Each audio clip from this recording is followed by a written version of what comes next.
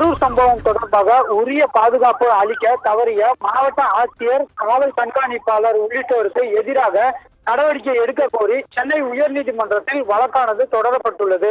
சென்னையைச் சேர்ந்த தாவேகா உறுப்பினரும் வழக்கறிஞருமான ஜி கார்த்திகேயன் என்பவர் தாக்கல் செய்துள்ள மனுவில் கடந்த மாதம் 27ஆம் தேதி கரூர் வேலுசாமிபுரம் பகுதியில் நடைபெற்ற கட்சியின் பிரச்சார கூட்டத்தில் நடைபெற்ற கூட்ட நெரிசலில் 41 பேர் பலியாகி சம்பவத்தை சுட்டிக்காட்டியுள்ளார். இந்த கூட்டத்திற்கு முறையாக பாதுகாப்பு ஏற்பாடுகளை மாவட்ட நிர்வாகம் மற்றும் காவல்துறை ஏற்படுத்தவில்லை என்றும், இதனால்தான் இந்த விபத்து நடைபெற காரணமாக அமைந்துள்ளது என்றும் தெரிவித்துள்ளார்.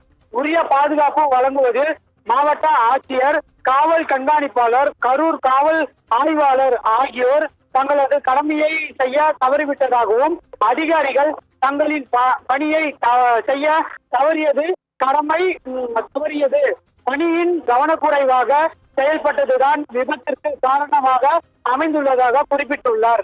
மேலும் மாவட்ட நிர்வாகத்தின் முறையாக திட்டமிடல் இல்லாதது இந்த விபத்திற்கு காரணமாக அமைந்திருக்கிறது என்றும், எனவே கடமையை செய்ய தவறிய மாவட்ட ஆட்சியர், காவல் கண்காணிப்பாளர், கரூர் காவல் நிலைய ஆய்வாளர் உள்ளிட்ட அதிகாரிகளுக்கு எதிராக தமிழக அரசு துறை ரீதியான மற்றும் ஒழுங்கு நடவடிக்கை எடுக்க உத்தரவிட வேண்டும் என அந்த மனுவில் கேட்டுக் கொண்டுள்ளார். இந்த வழக்கு விரைவில் விசாரணைக்கு வர உள்ளது.